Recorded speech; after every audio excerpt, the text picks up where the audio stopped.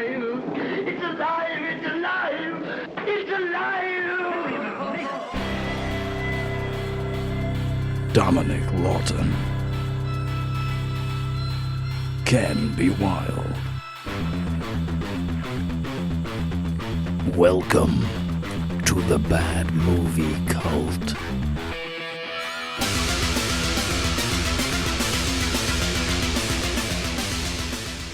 Okay, Ken, so our top films of the year. Number 5, who wants to go first? You?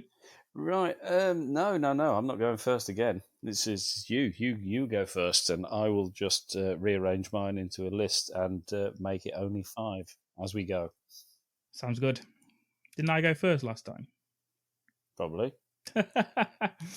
Okay. My number 5, surprised this didn't end up on your bottom 5. Go on. It is Skinamarink. Oh, well, no, because I haven't seen it. I thought you'd watched it and you hated it. I watched the first 20 minutes and thought, fuck this, I've got better things to do, like watching Terror at Bigfoot Pond. Ah, okay, fair enough. So this is directed by Kyle Edward Ball. Yeah, I've never seen this, so I can't comment on it and haven't listed it anywhere. So this film, it's about 2 children who wake up in the middle of the night to find that their father is missing and all the windows and doors in their house have vanished. What I love about this film, I mean, this is number 5. I mean, this isn't like unbelievable. I think there is issues with it, certainly. I think it is too long, about 20 minutes too long, in fact. But what I love about it most is that if you look on stuff like IMDb or anything like that, people are either rating this as 10 out of 10 or 1 out of 10. There's no, I mean, there is in between, obviously, but predominantly people love this film or hate this film. And I like that when films do that to people. I mean, certainly for me, I think the way I watched it middle of the night, in bed, on a laptop with my headphones on. And that, for me, made that film a much better experience than if I'd watched it in a cinema.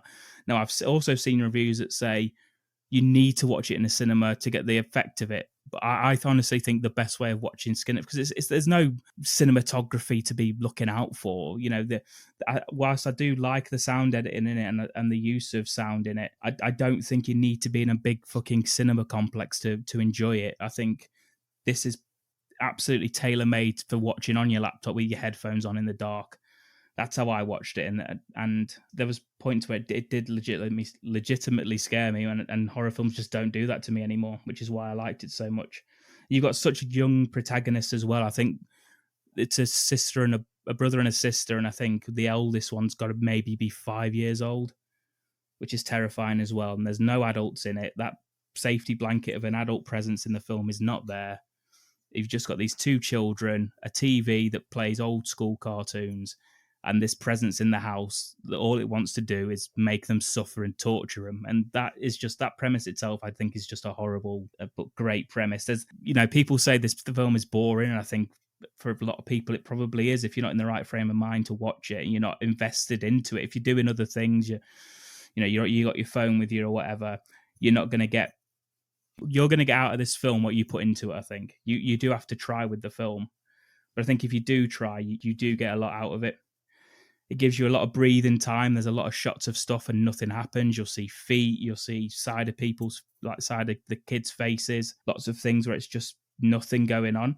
But I think because there's so much of that when something horrible does happen, it affects you more. It certainly got me quite a few times when the horror actually does turn up. You're almost not expecting it. You're almost lulled into this sort of dreamlike state where, and that's what it actually reminded me of as well.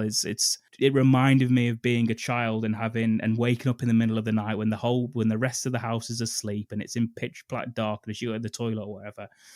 That feeling of being in the house and you being the only person awake in the house. I remember that feeling as a kid, and that's what it gave me watching it again. And I think that the film's trying to tap into those sort of childhood fears of why is your wardrobe door open a crack when it wasn't when you went to sleep, and is something going to grab my foot at the end of the bed when as soon as I turn over or my foot comes away from the quilt, you know what I mean? Those sort of things.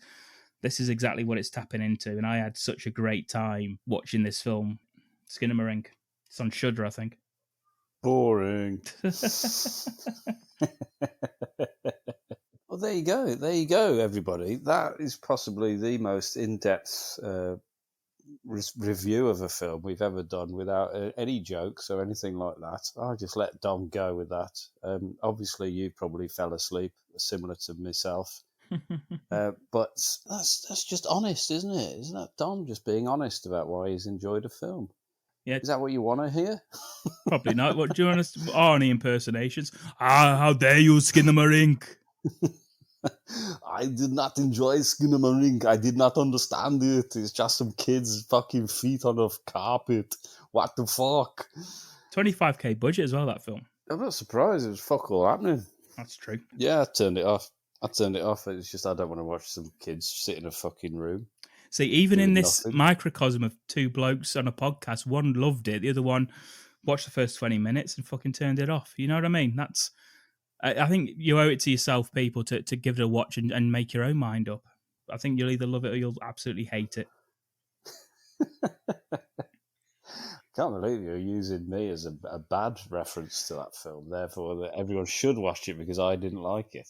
Yeah, absolutely. I said I haven't seen it. I've not seen it. I've only watched 20 minutes. Turn it off. Not fucking bothered. What's your number 5, Kev? So tell me, everyone, go out there, watch it on Dom's recommendation. Come back, tell me I'm right. That's all I'm asking. Tell me, Ken, you were right. It was a load of shit. You saved yourself an hour. Dom, what the fuck are you wittering on about for 20 minutes telling us how great it is? That's what we want. That's all we want. But obviously, do it honestly. Dom gets annoyed when I keep saying how shit Skinamarink is. No, I don't get annoyed. You know what? It just strengthens my resolve. Yeah, right. Yeah. Ooh, it's all about atmosphere. It is. You got that right, Ken. I love a good atmospheric film, you know me. Load of shit. Russ Abbott, he likes an atmosphere, doesn't he? He did, yeah. One of his songs, yeah. What's your number 5 then, Ken? Okay, I've got one for you. I've got The Pope's Exorcist. Oh, God, that nearly was in my bottom one. No, I thought it was just fucking funny. What the fuck's Russell Crowe doing? What's his accent? Like Mario. It does. I just thought it was great. I thought Russell Crowe's having the time of his fucking life. It seemed like it. And it's big Russ in a priest's outfit, riding a fucking Lambretta moped around the place, shouting cuckoo at nuns. Exactly. How can you not enjoy that? That's fucking brilliant. He's having a right old laugh. There's been some terrible exorcism films this year. I just thought it was fun. Honestly, Yeah. I thought it was good fun. I thought it's not breaking any new ground or anything like that. But Russell Crowe was good, and he seemed to be enjoying himself.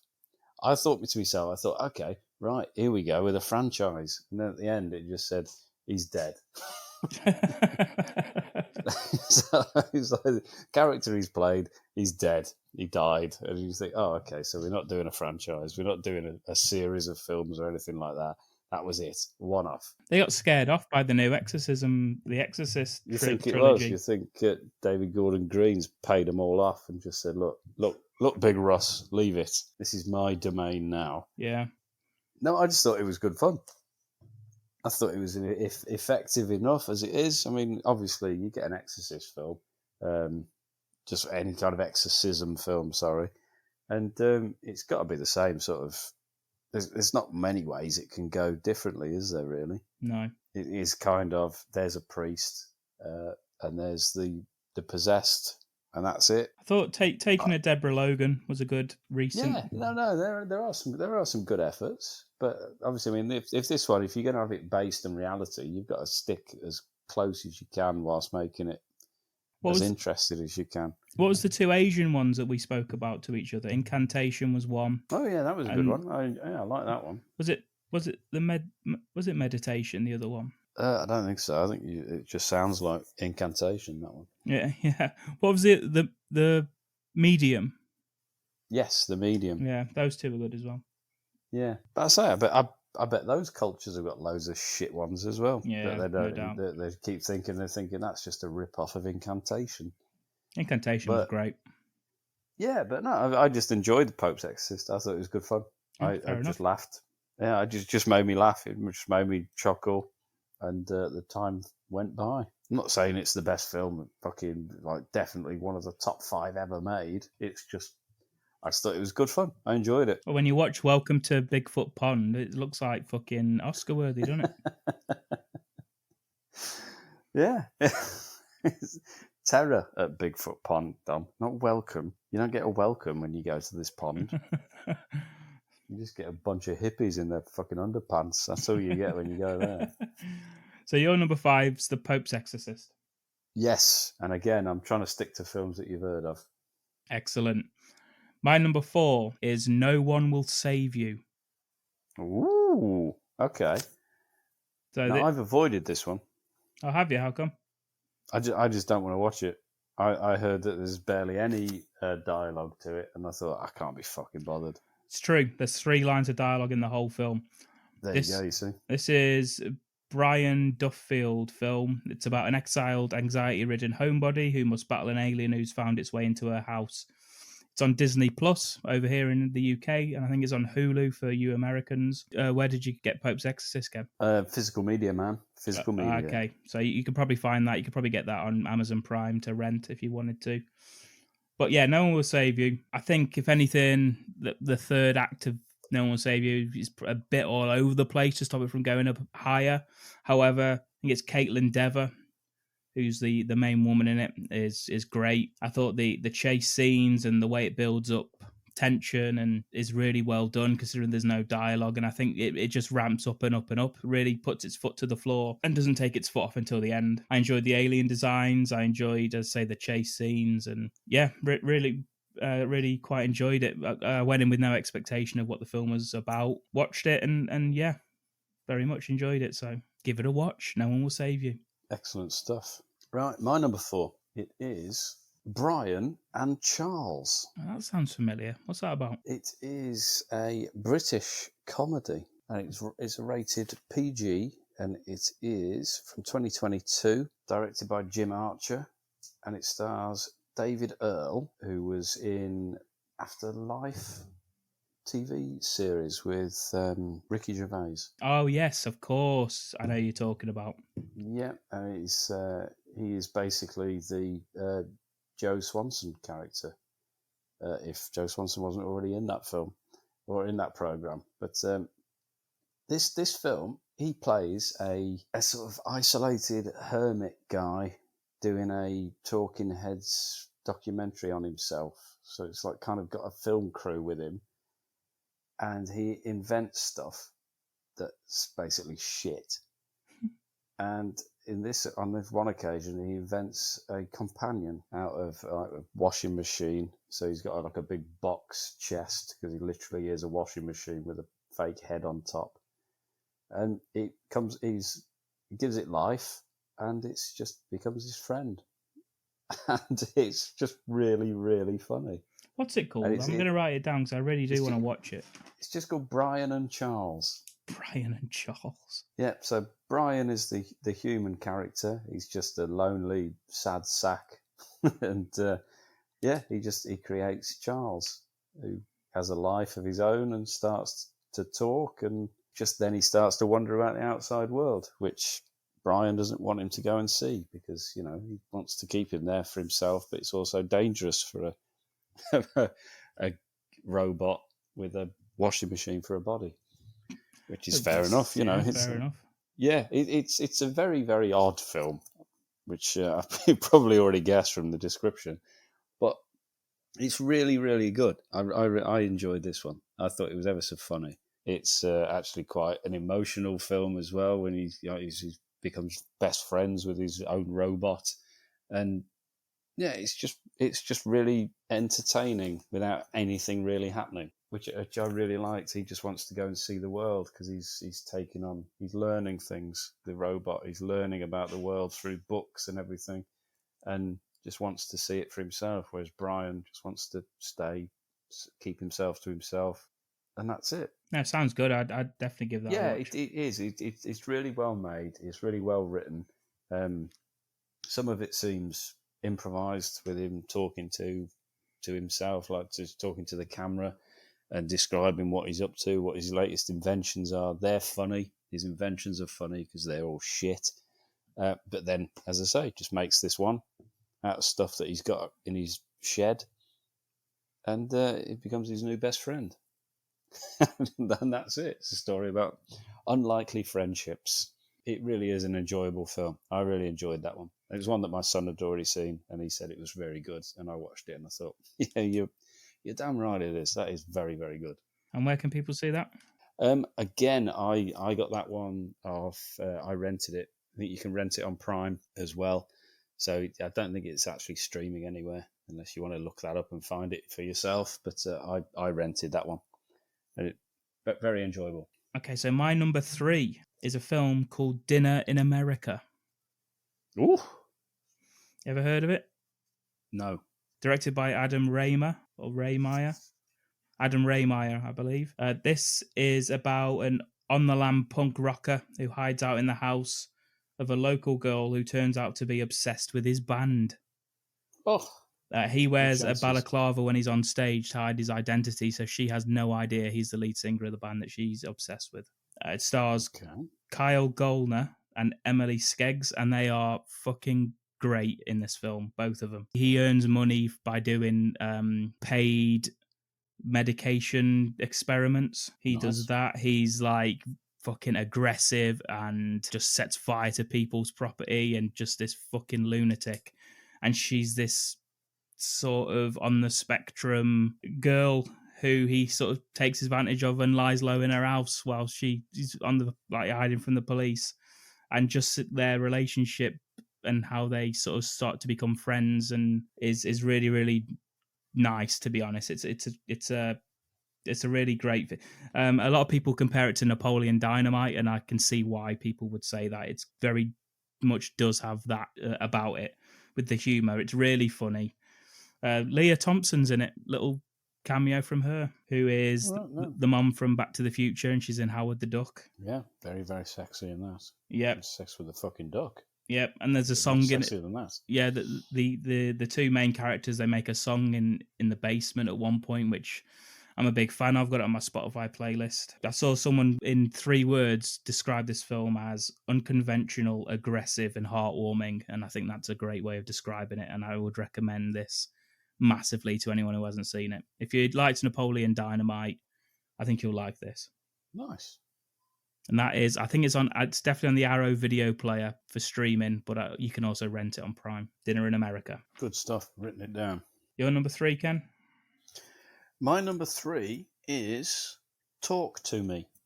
Oh, that's in my honourable mentions. Yeah, it is Talk to Me, the 2022 horror film. Yeah, saw this in the cinema. As did my son, who recommended this one to me as well. Yeah, I think it's Australian, right? Yes, it is, yeah. Made by a couple of YouTubers. Yeah, and it was very effective. Mm-hmm.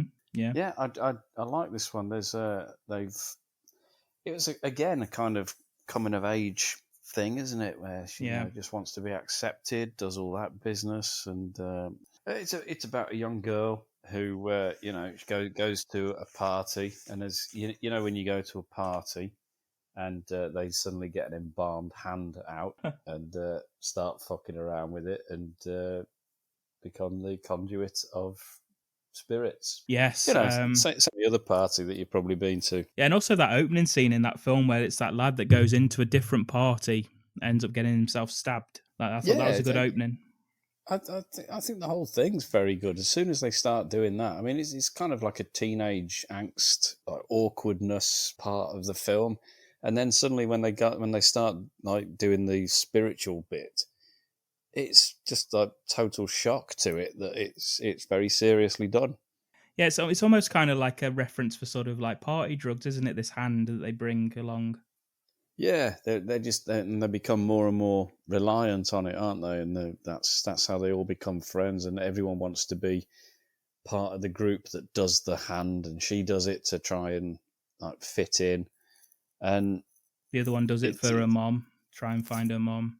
Yeah, and there's like rules to it that you have to say something, let go, and do all that. Otherwise, they don't fully go away, and they hang around afterwards, and the door's not closed, and all of that business. The usual thing. Candles lit and all that sort of stuff, isn't it? Yeah, it's usually just in seances, isn't it, and Ouija boards. But this one's just with an actual severed hand.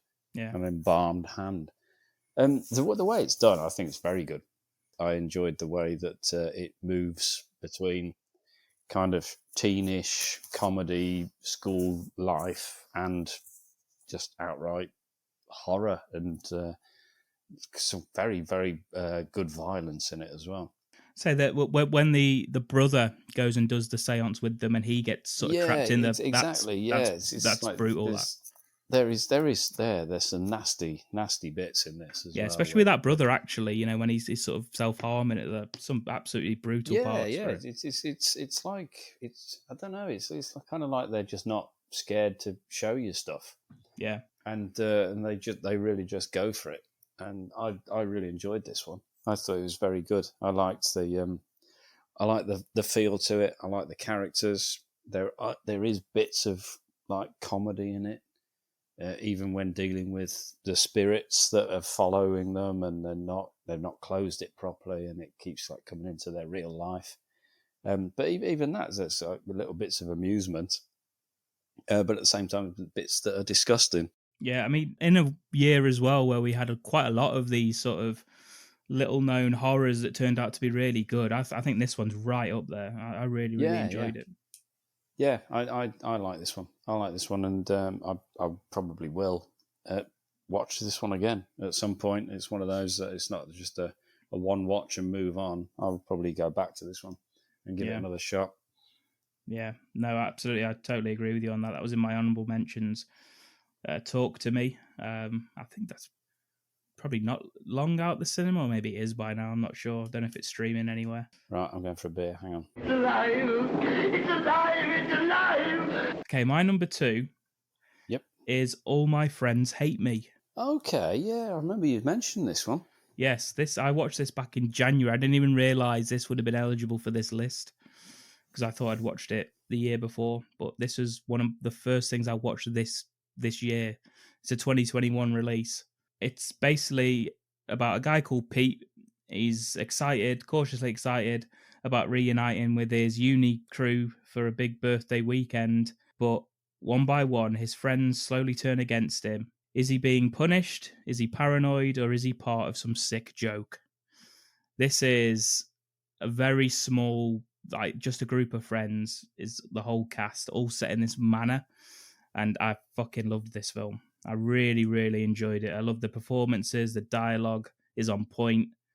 You got Tom Staunton, I think he wrote it as well. He plays Pete. He's great in it in the main role. You got Dustin Demery Burns as Harry. He's great as this sort of weird Welsh guy. So it's Pete's birthday. He turns up, and the other people have just bought this guy from the pub. There's this guy's hilarious, so love him, and he's just a fucking oddball weirdo that Pete does not like, but like he's too polite to say that he wants this guy to leave. And then you've also got Graham Dixon, who plays Archie, who's this sort of posh mate whose country manner it is, who just is massively into drugs and is just like he's great in it as well. And yeah, this film just builds up perfectly throughout. It's I think people refer to it as social anxiety horror. I mean, I don't really think it's horror, this film, at all. There's definitely a lot of gaslighting in it, and I think it gives you a good showing of like how those relationships you make when you're in uni and you're a fucking kid and you're just drinking all the time, how those you grow out of them, and the people that you loved back then you don't necessarily have anything in connection with anymore now, and stuff that you used to laugh about might seem childish or hurtful now. And it's a great example of like, because you see everything from Pete's point of view, so you're along with him thinking, are people just being mean to him on purpose? Because it does seem like they're just all out to get him. And the ending's great, like the way it builds up to the end point. Really, really, really enjoyed it. I'll probably watch this again very soon, actually, now that I've started speaking about it. It is that good, and I recommend everyone watch it. Everyone? Yeah, everyone needs to watch it. It's great. There we go. Fucking hell. Ken, you watch it, you fucking bastard. All right, then. I will. All my friends hate me. That's how it works. Yeah, I can relate to that straight away. So, no question about it. Your number 2, Ken? My number 2 is When Evil Lurks. Oh, holy shit! I didn't even put that on my list. That is my number 2 film, and I totally forgot about it. Yeah, it was out this year. It is, I believe, Argentinian. Indeed. And again, we do the demon possession. Same guy who did Terrified, isn't it? Yes, which again was a very, very good film, wasn't it? I think that might have been on the first time we ever did this, when it was just a piece on the website. I think that was in my top 5 then, I think. It may have been, actually, yes. I think I remember that one. Yeah. Yeah, but that scene in the shower for Terrified is an amazing scene. Yeah, and also when he's in one of the scientists is in the sort of desk and he opens the drawer and you can just see him. Yeah. Yeah, that's horrible. But this film was fucking great. This one, it's you got two brothers in a remote village in the middle of nowhere, find a infected, it's like possessed, it's some sort of like demon infestation, about to give birth, I guess, isn't it, to evil? Just to evil incarnate, just about to, and they think, right, well, let's just get rid of it. Let's get rid of it, and it'll stop it. And unfortunately, it just spreads instead. And it's there's some nasty bits in this film. Yeah, there is. There's some absolute like jaw dropping. The bit with the girl and the little girl and the dog, I was just like, fucking hell. I was waiting for, as soon as that started, I was thinking, oh man. Yeah. Oh man, I'm waiting for this. And then suddenly it hits and you're still not actually ready for it. Even though I was waiting for it, I don't think I was ready. And yeah, it just possesses anything and everything. Humans, animals, it can possess whatever is there. And it just jumps. It just moves on from one to the next. It's just a very, very intense film. There's not a lot of respite in this. No, absolutely not. It's fucking bleak, this film. Yeah, it just continues. It's like you get some quiet moments where they discuss things, but it's never really that. It's never a relaxed atmosphere, and it is just kind of relentlessly foreboding. If something's not happening, you're kind of waiting for it to happen, or you're getting over what previously just happened before something else goes and happens. So it's kind of just consistent. Yeah, there's not even like a respite before the horror sort of starts. From the fucking first second, it's bleak, and foreboding. Yeah, and it's just out there. It's the fact that it's so remote, and it's just it could be happening now for all we know. It's one of those where you just think we'd never know until it was too late, and that's what the story is. They're trying to stop it before it becomes something. But at the same time, it's growing and growing and is becoming something whilst they're trying to stop it. I quite like the ending as well, quite an open ending. Yeah. Which would hopefully suggest that it may continue. But again, it's one of those, it might not. It's as a standalone, it also works. So if they don't go on and do any more, it's fine because it's finished. Yeah. But it lends itself to a possibility. And again, I like that. I like the fact that it's kind of, is that it or isn't it? And we may or we may not find out, and so be it. It's equally effective if we do find out or if we don't. And I quite like that as well. Yeah, I mean, I really enjoyed this. That bit with the farmer when he spots the goat that doesn't move, and that's the one that's possessed. And then the wife comes out staring at him. Yeah, it's just staring at him, and he fires his gun. All the other goats run off, and just one's still standing there, just staring straight at him. Yeah, it's just little bits like that where you just think, "Well, that's just fucking weird." But I really enjoyed this one. Yeah, the wife with the axe as well. Just Jesus. Yeah, it's just out of nowhere, isn't it? It's just like stuff just happening. It possesses it. And there's no real telltale signs until you do something or until something happens. Yeah. So it could be anybody. It could be anything. You don't know unless it shows you. You're not always ready for when it does show, and that's what I think it really works on, that sort of level. Just the suspicion and the paranoia that it's somewhere, but we don't know where. We don't know who, we don't know what, but it's definitely here somewhere, and something's about to happen. And I just think it does that very well, and it does that for the entire duration of the film. Yeah, and I mean that feeling as well is in Terrifier. Like, I mean, that's not Terrifier, Terrified. Just that, it's just the whole film. You're not comfortable sitting watching it. That's why I love the first one, and that's why I loved his new one. Like, I can't wait to see what he does next. Yeah, I just hope he carries on with the same sort of undiluted, no holds barred, do what you want, and we'll support it. And I just think that's good. Yeah, because it's like it's got the atmosphere, but it also is just brutal when it wants to be. Yeah, it doesn't shy away from anything. No. The violence in it is very violent. It's not comic book or anything, is it? It's just very, very much in your face, and like it or not, that's happening. Yeah, no, very good, great call. That is Ken, great call. My number one film that I watched last year again was, I think, January. Had a great first month, all downhill from there. My number one was The Banshees of Inisherin. If I've done something to you, just tell me what I've done to you. I just don't like you no more.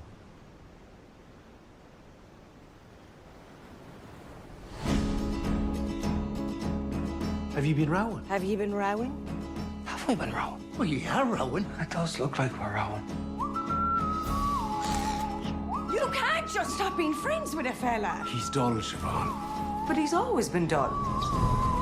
Maybe this whole thing has just been about getting you to stand up for yourself. How are you, fatty? Dancing with your dog, is it? What did you come here for? I just came to kick your door in and give you a slagging. Why aren't you talking to Porrig no more? That wouldn't be a sin now, would it, Father? No, but it's not very nice either, is it? What I've decided to do is this. I have a set of shears at home, and each time you bother me, I'll take one of my fingers off with them. Starting from now. But shush like, Porrig. You know, shush like. Yeah, I'd shush like. It's about one boring man leaving another man alone. One boring man. You're all fucking boring. Let's just call it quits. We won't call it quits. We'll call it the start.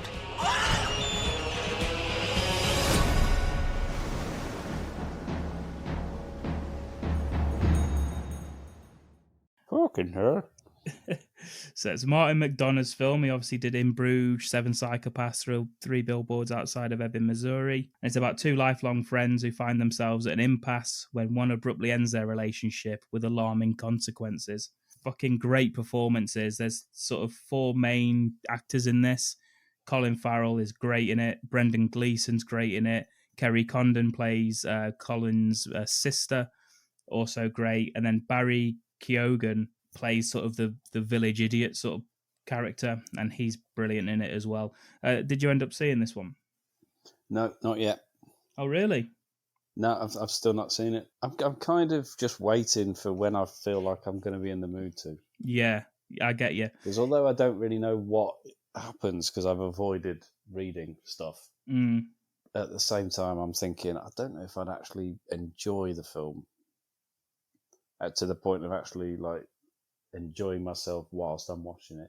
I'd probably appreciate it was good, but I don't know if I want to watch a film that it's just going to, I don't know, not enable me to enjoy it. It's so funny. Like the accents really do help, I suppose, with some of the stuff that people say to each other. But it's just about like life on this tiny island, and that the whole concept of the film is just the fact that these two guys aren't friends anymore. That's the whole plot. It's ridiculous in its own way, really.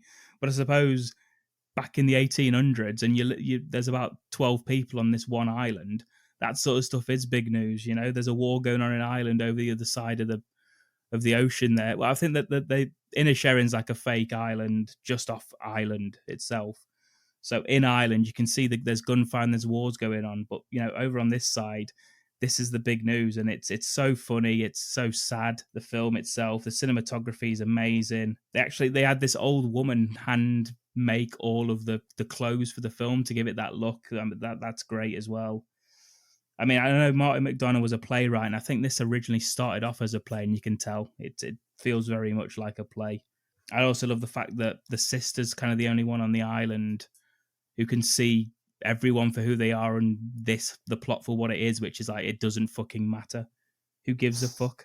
There's more important issues going on. You know, you're just a fucking bunch of idiots living on a tiny island who just fucking get on with each other. It's great, honestly. Brendan Gleeson, like, I loved In Bruges. I think that's his best film. Yeah, very good film. Yeah, and in no small part because Colin Farrell and Brendan Gleeson were fucking great together as the two hitmen waiting around in Bruges for something to do. And them together in this is one of the, or if not the main reason I enjoyed it so much. Great to have them two back together. And you know, I love Martin McDonagh's film, so you know, I think I was always going to love it. But yeah, really, really enjoyed it. Highly recommended. Banshees of Inisherin. Brendan Gleeson, he's also good in the Guard, if you've seen that one. I don't think I have, no. Oh, that is good. He's an Irish policeman. Don Cheadle comes over for the FBI. Oh, yeah? And yeah, it is Mark Strong's in that one as well. But that's a very good film. The God. So there you go. That one's worth having a look at if you do like the stuff that you're talking about there. Yeah, that really, really did. He's also got a son, Domhnall Gleeson, I believe, is his son, who had a great episode of Black Mirror. He's in a great episode of that. Oh, right. I don't know. Again, I'm stuck halfway through Black Mirror. Yeah, yeah. What's your number one then, Ken? As soon as Salma Hayek left, I just kind of lost interest. Oh, this is the new one. The new one. Yeah. I think the one with Domhnall Gleeson. I've got a clip from that actually. I rewound the Salma Hayek episode and took a clip of some dialogue, and yeah, I keep meaning to post that. What is it?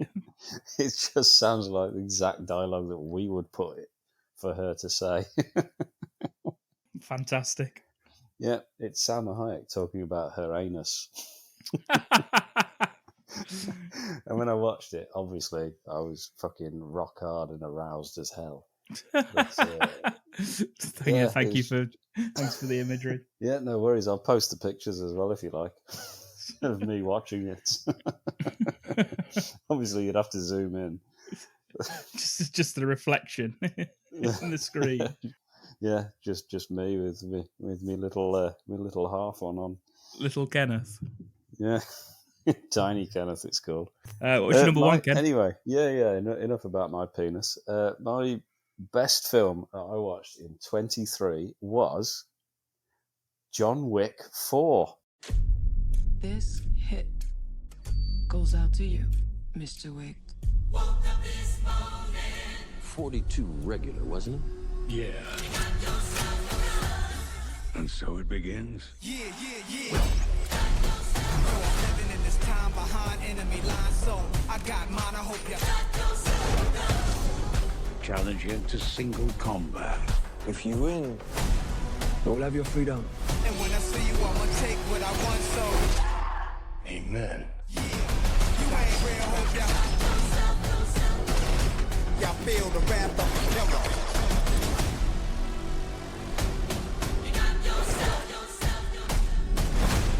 Many try, many die, if you wanna war, get it bloody. Step up on your ego. Come on. The only way John Wick will ever have freedom and peace is in death. Yeah.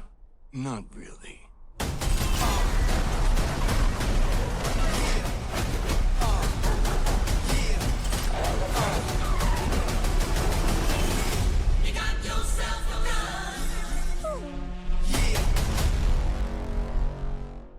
Wow, I haven't seen it. You've not seen it? No. Fucking hell, man. You seen the other three? I've seen one. The first one? Or just one of them randomly? Yeah, I've seen the first one. To tell you the truth, I can only really remember the first one because I ain't got a fucking clue who all the incidental characters are. But I went to the cinema, I watched it, I went and sat on my own, and I sat on the front row, and I was just fucking smiling all the way through that film, to the point of feeling a little bit self-conscious of me smiling on my own in the cinema when people were being shot, stabbed, smashed their faces into stuff, and there's me laughing at them on the front row, like Robert De Niro in Cape Fear. And I just thought to myself, I hope no one can see my teeth shining in the light. Know that I'm smiling at this, but it's like 3.5 hours of fucking violence, and it's brilliant. It is so well made, and it's pretty much a non-stop ride as well. And I've watched this one. This one I've actually seen twice this year, so I did go back and watch this one again as well. But to see it in the cinema, it's amazing with the sound and everything, and just the whole package of being in a cinema watching this. It's such an amazing film. I really, really enjoyed this film. And it's got all the other characters in it. You've got all of your Fishburnes. He's in it. Old Lawrence. Our good friend, Mr. Clancy Brown. He's in it. And he looks fucking superb in this as well. He looks really, really good. Ian McShane's back. You've got Donnie Yen. He's in there as a blind man. And so effective is he in that I got a message from my son who watched it saying, "Is Donnie Yen really blind?" Because he actually thought he was, because he'd seen him in another film where he was also blind. So he actually thought, maybe he is blind. Yeah, maybe. In which case it's even more impressive. But yeah, so it's a brilliant, brilliant film. You got Bill Skarsgård joins in on this one, chapter 4. Marco Zaror, he's in it as well as one of the top henchmen, who, to be honest, looks a lot like Phone Jacker guy from Four Lions, which was confused me for the first half an hour. Kept seeing him thinking, how the fuck is the Phone Jacker a martial arts expert? Lance Reddick, in his final movie performance, is in it as well as Ian McShane's right-hand man. And it's just so good a film. It's ridiculous. I'll give him that. I'm not going to say it's so realistic, because there's nothing in this that's realistic. But it's just breathtaking. Everything. There's action set pieces in this film that are just fucking outrageous. Totally outrageous. You get a scene by the Arc de Triomphe, and it's just cars driving round in circles. And it is incredible. You've got people being hit by cars, people thrown into cars, people jumping out of cars and jumping over cars. It's just absolutely brilliant. And I really did enjoy this film. And I say, I can't remember part 2, can't remember part 3, but this is just fucking amazing. And it really, really is an enjoyable film. And the camera works great as well. It's like at one point it goes overhead on a crane, and we get to see it from above as he goes through, like traversing through rooms and stuff, and he's just going through rooms with shotguns and people running in behind him, and he's turning and shooting them and everything. It's just so amazingly done. And then the camera just like sort of slowly comes back down to ground level again, and we just carry on. Yeah. And you got Big Scott. Big Scott's in it about fucking time as well. He finally gets a John Wick appearance, and he's brilliant in it. Wears a fat suit for some reason, but fucking hell, he's great in it. He really is. Puts on his, I was going to say his best Russian accent, but obviously that's Boyka. This one is kind of like a secondary accent. I say, the only thing I ever saw about this is people, when they were talking about this online, would talk about Scott Adkins in it. Yeah, he's brilliant. It seemed to be a role that everyone really liked him in, and everyone, if they didn't know him, were asking who he was. Yeah, he's not in it enough. I'll say that. He should have been in it a lot longer. Almost like could have been a franchise character. But he's in this one, and he makes the most of it, and he's fucking brilliant in it. And I say, it's all too brief, the fact that he's in it, but he makes such a great impact, and the character that he plays is fantastic. Big fat suit. He's got metal teeth, which apparently he must love, because he did that in Avengement. What a film that is.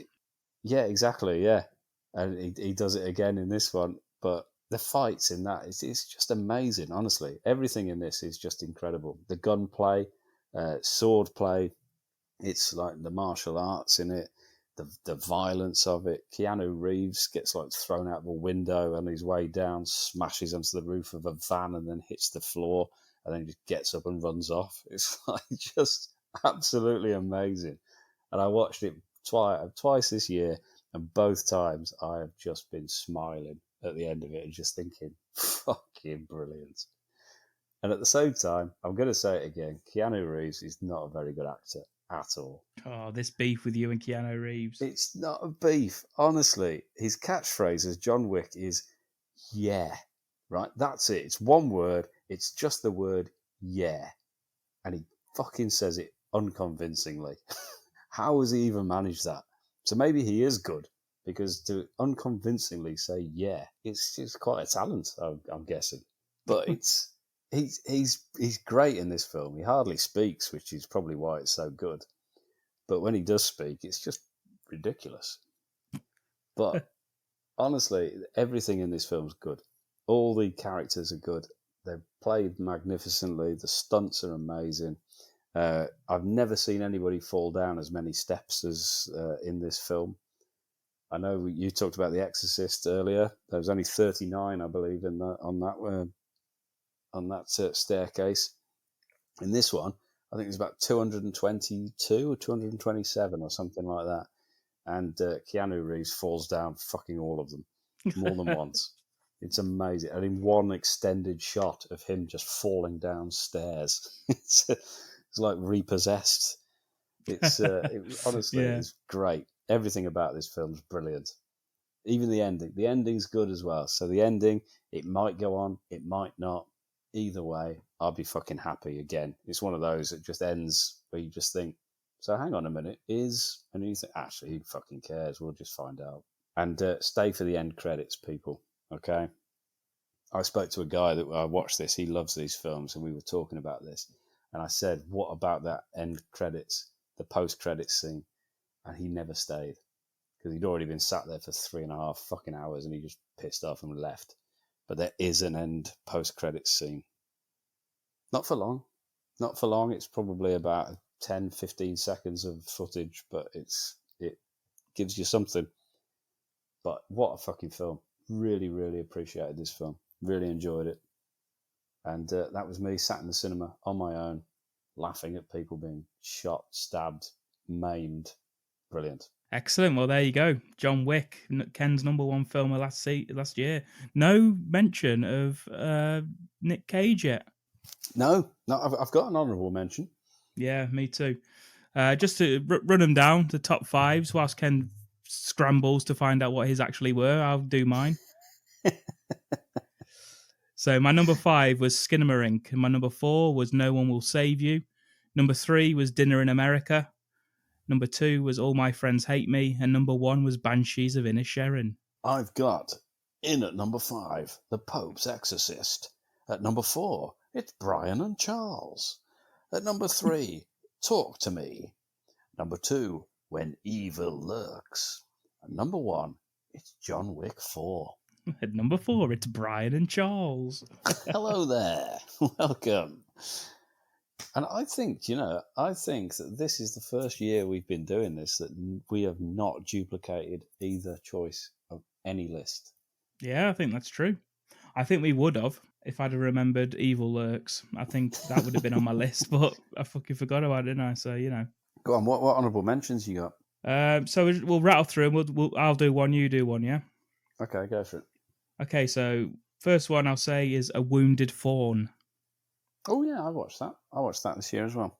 Yeah, Travis Stevens. Josh Rubin plays a serial killer who takes a victim on a weekend away in the woods. Very Giallo-esque. Loved it. Loved the atmosphere. Loved the look of the film. Thought it was really good. Yeah, this I don't know. I put down that it's very, very good. I was just not sure if it was as good as I thought it was, which I guess is kind of an interesting take on it yourself. Yeah, I think when we spoke about it, we both were blown away by the very end. Yes, the end credits. Yes, loved that Yeah. end credit sequence. Very much so. Yeah, I was a big fan of this film. I really, really liked it. Yeah. I love the vibe. I love the look of it. As I say, I love those those films that sort of try to look grainy and 70s and does it well, I think. Yeah, I will. I do agree. I thought this was a good film as well. I've forgotten I'd actually watched it this year, which I'm not sure I did. I don't know when it came out. I think you did. I think again this was a very early January one. Yeah, A Wounded Fawn, 20th of January. Yeah, that was on a Friday, just before I watched The Menu, which is also a very, very good film. Not on my mentions though. No, mine neither. Okay, what else you got? You got any more? Yes, I have Infinity Pool. I've got that as well. Yes, I've got that as an honourable mention. Yeah, that's Cronenberg Jr. Cronenberg up to his old tricks. Yeah, carrying on the good work he did with Possessor. For me, I preferred Possessor to this, but yeah, I still thought Infinity Pool was good, and I thought Mia Goth was very good in it. Yes, she was simultaneously very alluring and seductive, and then incredibly unappealing and hideous. Yes, absolutely. I think she covered both of those like in a flash. It was very, very good the way she managed that. Yeah, I think she's building a reputation for herself in the horror sort of community as being a pretty decent go-to, because I think she was in X that everyone loved. Everyone loved Pearl. I haven't seen that one yet. No, I've not seen Pearl. I liked it in X. I think everyone's pretty high on Mia Goth at the minute. What about yourself? Have you got another one? I actually watched Top Gun Maverick. Oh, I haven't seen it. Oh, I watched that early this year, and I thought it was a fucking good film. Yeah, I think everyone I've spoke to who's seen it says it's amazing. Yeah, and I'm not going in for the any of the nostalgia or anything. It wasn't just because, Top Gun, no, it's a great film. Because I don't really give a fuck about Top Gun. I never saw it. I'm going to be honest. Never seen Top I don't Gun. think I've seen the whole film. I don't think I've seen it all in one sitting. I've seen bits of Top Gun that would probably overall suggest that I've seen the whole film.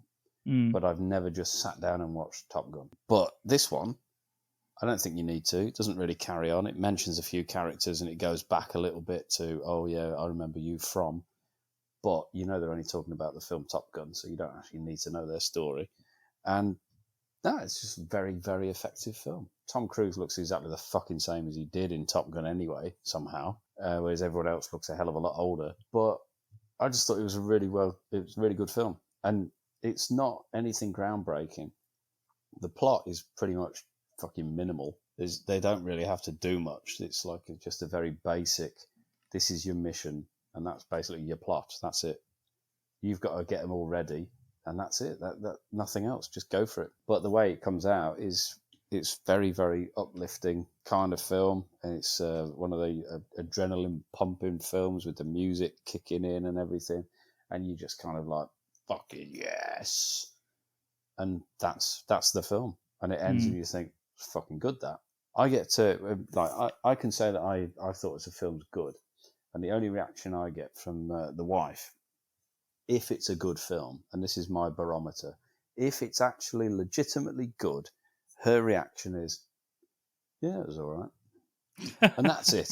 That's the limit. So if I get that, yeah, it was all right, without any sort of enthusiasm, I'll take that as it was a good film. This one, she actually said that was good, which means for me that she's really enjoyed it. Yeah, Jesus Christ. Obviously, only talking about films. She's never said that to me about anything else in my life. But yeah, it was all right. That's my barometer of, oh, she's enjoyed that. But this one, yeah, actually got it. It was good. So there we go. That's how good this film potentially is. I've got another one for you, Ken. Hit me with it.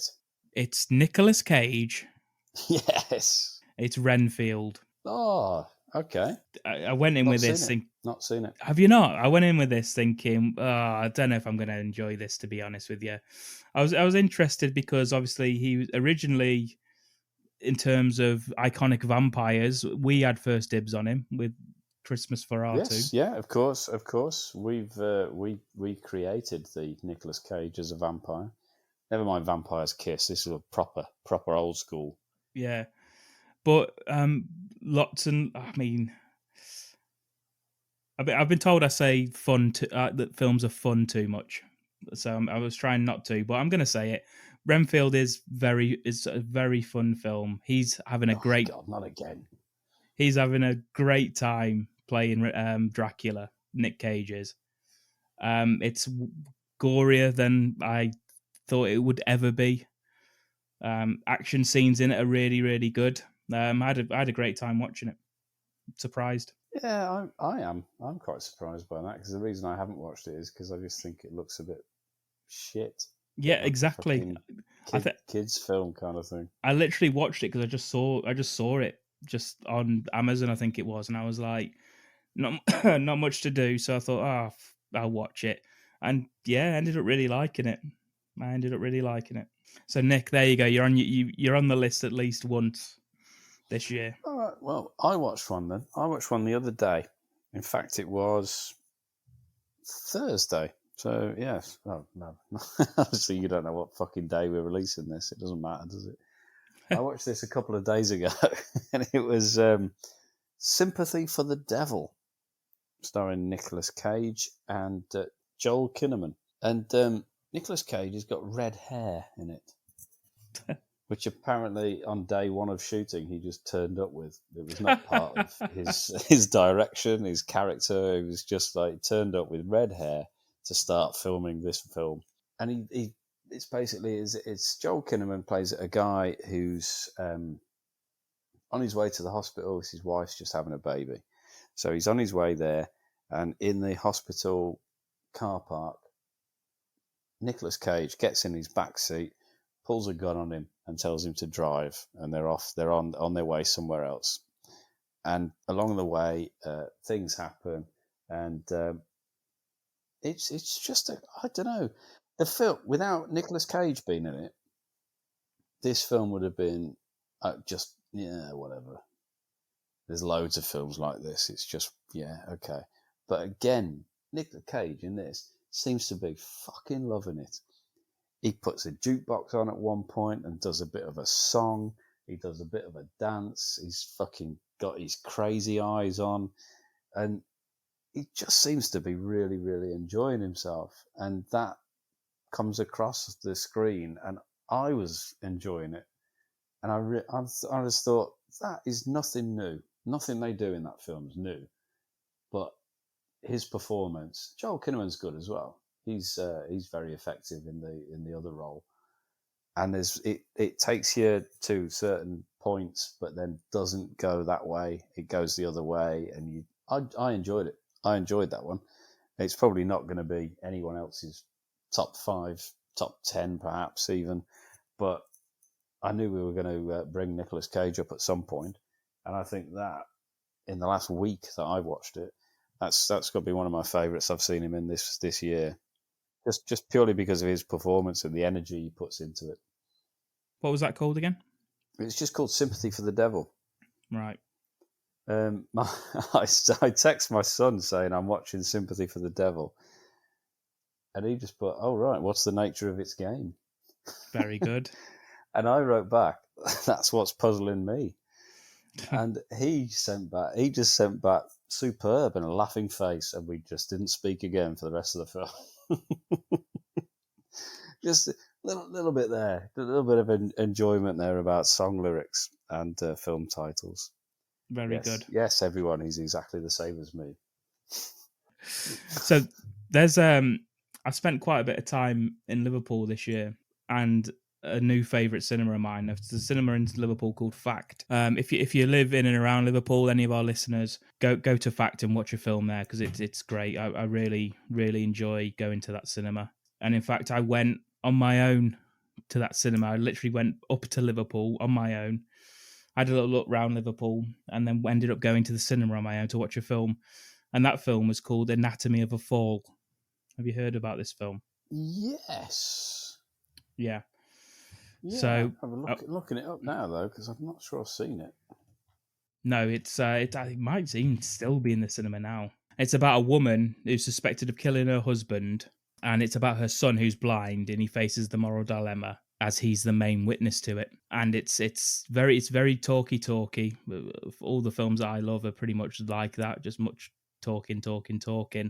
Sandra Huller plays the main woman, also called Sandra, and she's fucking great in it. And it's such a good film, so well written, great performances, absolutely well worth it. If anyone's interested in what would you class this as, kind of like a whodunit murder chatty thing, it's great. Honestly, give it a watch. Anatomy of a Fall. Good, excellent. Another suggestion for everybody. Yeah. What else have I got? I've got how many more have you got? Honourable mentions. 1, 2, 3, 4. Right, okay. In that case, I was going to cut a couple out, but I'll keep them in. I've got Project Wolf Hunting. You heard of that one?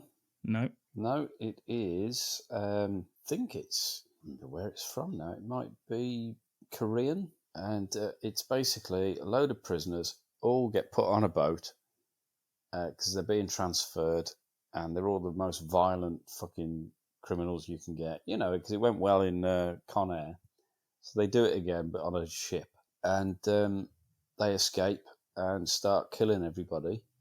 Which again, why wouldn't they? That seems to be what happens. And in the middle of all that carnage, turns out that in the bowels of the ship, there's a secret lab that has created a super soldier warrior of an undead man who has got psychopathic superhuman strength and killing powers. Bloody hell. It's always the way. Just in case the first part of the plot didn't sound like it was going to be good enough. So now there's also a monster going around killing everybody. It's just blood everywhere. Honestly, it's just like kind of like Bowie a bit then when blood. you said that. There's blood everywhere. Whose is all this blood? Blood? Oh no, not another monster. Is that what he says? I think so. Yeah, top secret lab, monster, killing machine, escaped convicts, weapons, bloodshed, non-stop. Enjoyable, fucking stupid. Nothing else happens. There's no real development. It's literally just as soon as it starts, that's what's going to happen. And it gets really stupid, but it's violent and fun. Well worth watching. Project Wolf Hunting. Nice. Does sound good. I'm going for the next one is Past Lives. Saw that again at Fact. That's about two friends over the course of 24 years, a man and a woman. They contemplate the nature of their relationship. Is that Korean as well? It is. Yeah. They contemplate the nature of their relationship as they grow apart from living different lives. She goes and moves over to America. He stays in Korea. He's very Korean. She describes him as being very Korean, and she's obviously Korean American now. She is in a relationship with an American man, and he still is massively in love with her. And they chat over the internet not shortly after she's gone, when they're in college, I think, and they rekindle, and then he decides not to go over. And then eventually, 24 years later, in fact, he goes to visit her and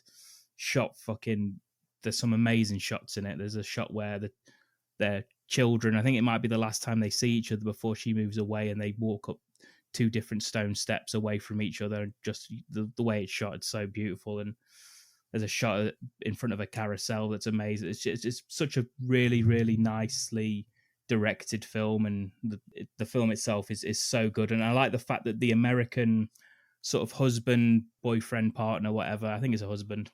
I think it'd be easy to make him sort of the villain. You know what I mean? Like make him sort of unlikable and mistreat the woman, and she goes back to the childhood sweetheart, where in fact he's a nice guy. And they don't play it like you would expect it, which I really appreciated as well, because I thought maybe that's where they were going with it, but they didn't.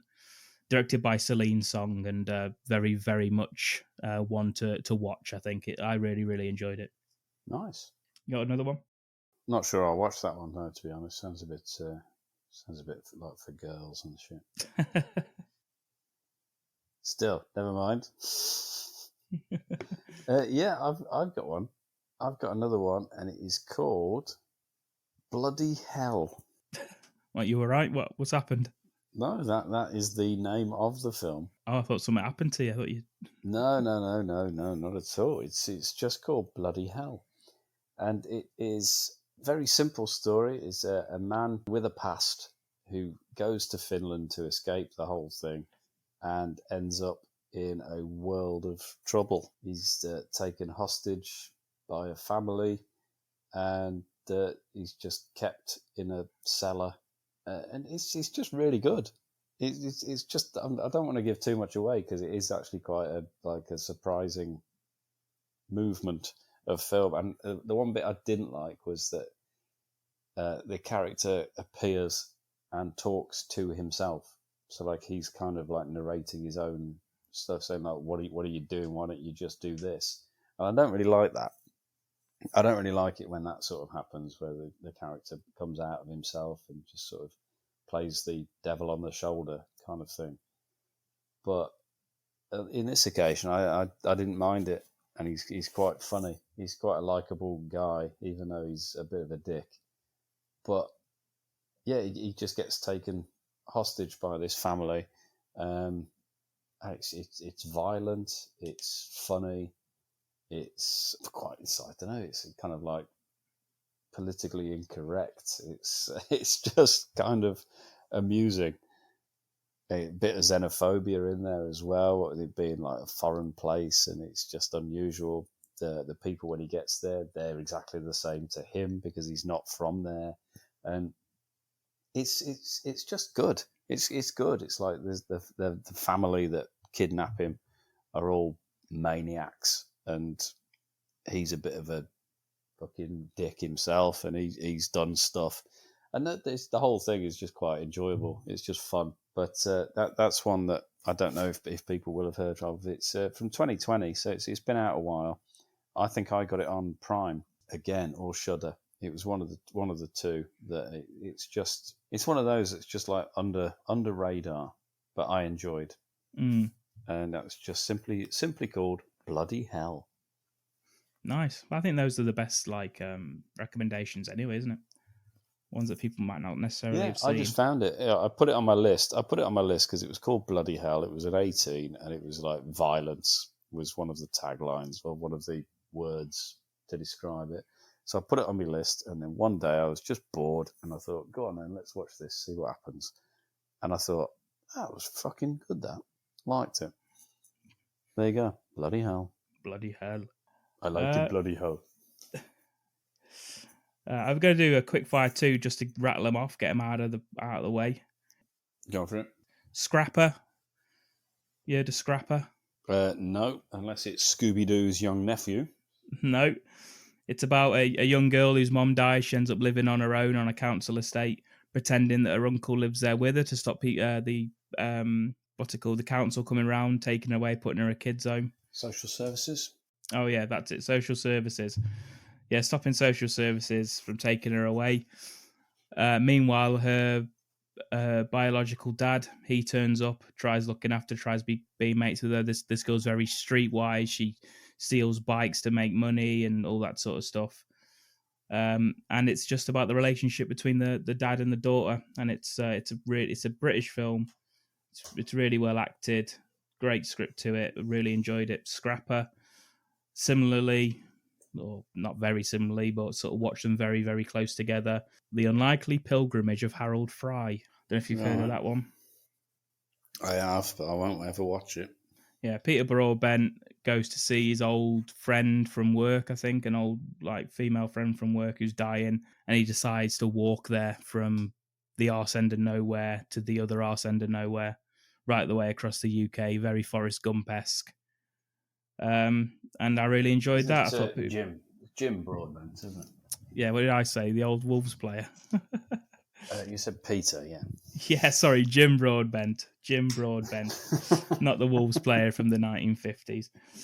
Yeah, he's Jim Broadbent's.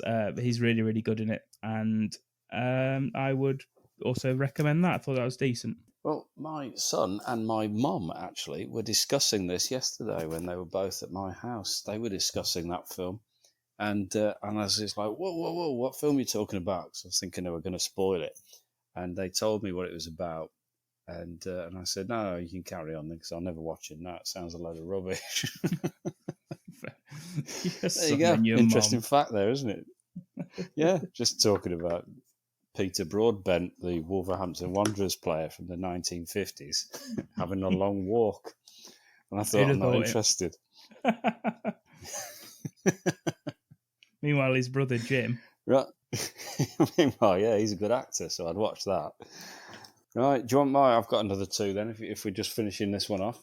Yeah. Oh, and also... fucking hell, it's not another boring love story, is it, that you've got? Fucking hell, what are you watching? This is a facts like Are we doing a podcast about the stuff we do about when the films that we enjoy are a load of shit? That's what people are wondering. Oh, well, facts That's like what people are at home. They're listening, thinking, "What the fuck, man? What are these two on about?"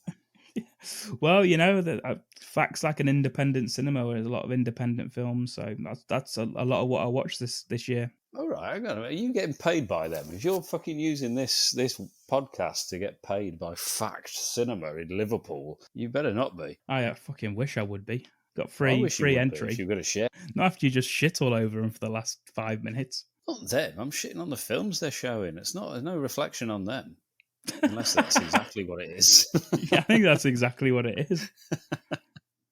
All right, fair enough then.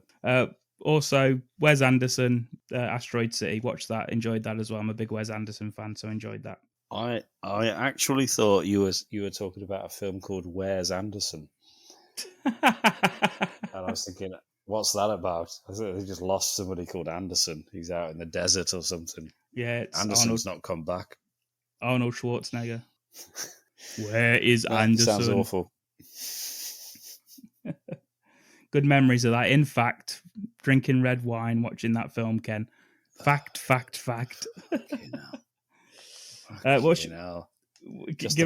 Just the facts, ma'am, which I believe was your incredible Bruce Willis impression. The good old days. Go on then, Ken, salvage the podcast with your two amazing choices. Oh, my honourable mentions. I've got another one. It was called The Witch, Part 1, Subversion from 2018. This is the Asian films. It is indeed, yes. Yeah. I have watched Part 2 as well since then, called The Other One. Not as good, but still okay. I haven't seen the second one, saw the first one. Yeah, I wasn't really that bothered about it because it was called The Witch, and I couldn't be fucking bothered with watching some bullshit about a teen witch and all that shit. I'm not interested in any of that. But I was told it was very, very good, and I watched it, and it was very good. It's very violent and enjoyably so. Just, watch it. I ain't fucking saying any more about that. Yeah, I agree. And the other one is Hell House LLC Origins, the Carmichael Manor. Yeah, I saw that too. Yeah, I just thought that was a very good film. I thought it was found footage. I know you're a fan of the found footage genre. But I just thought they did it very well. And I did like the original Hell House. The second one, not as good. The third one, I don't think I've ever actually finished the end of the third one. It's rubbish, isn't it? But this one, I thought this one was very effective. I liked this one. I liked it. I liked the first one a lot. It just went back to... Yeah, I did. I thought the first one was very good. As I say, the other two in the middle, kind of, sort of just the same sort of thing.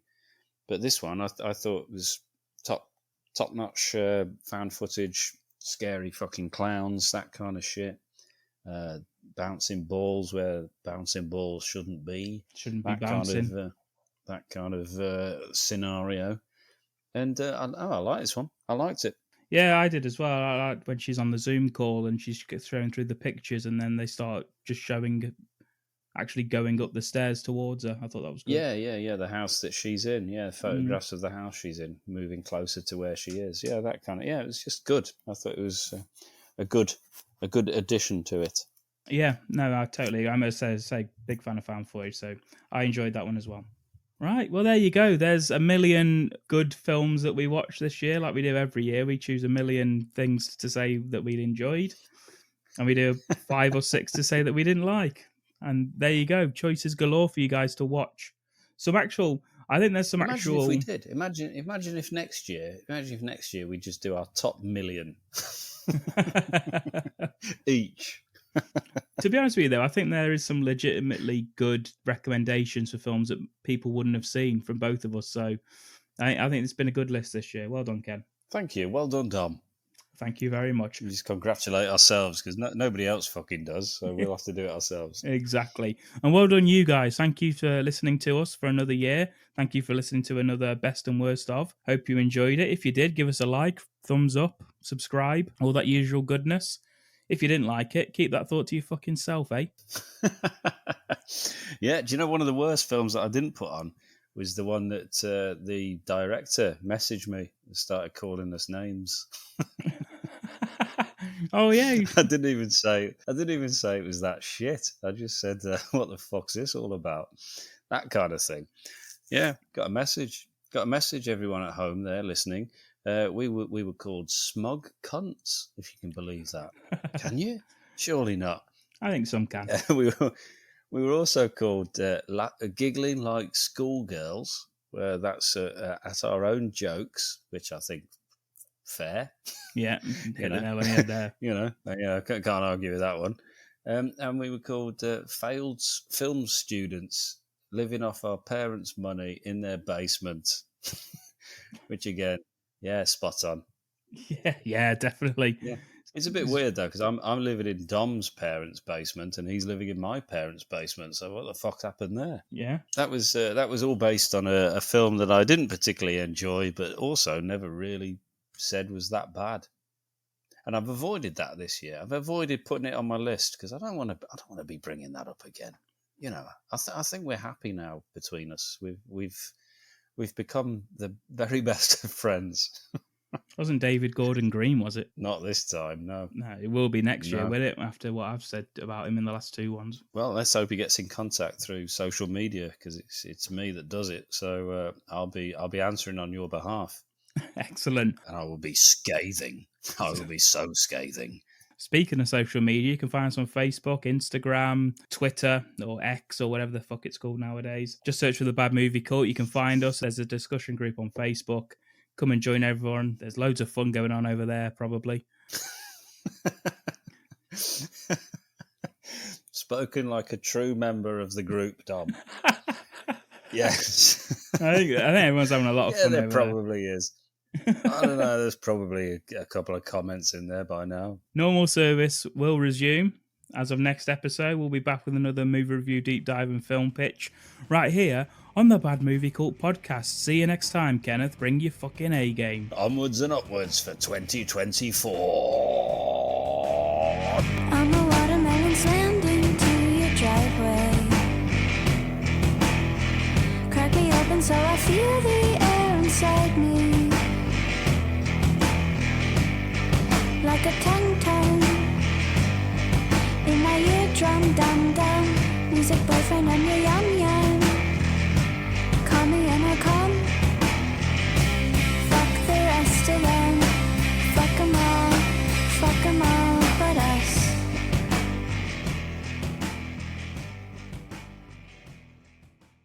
Anyway, yeah, enough about my penis.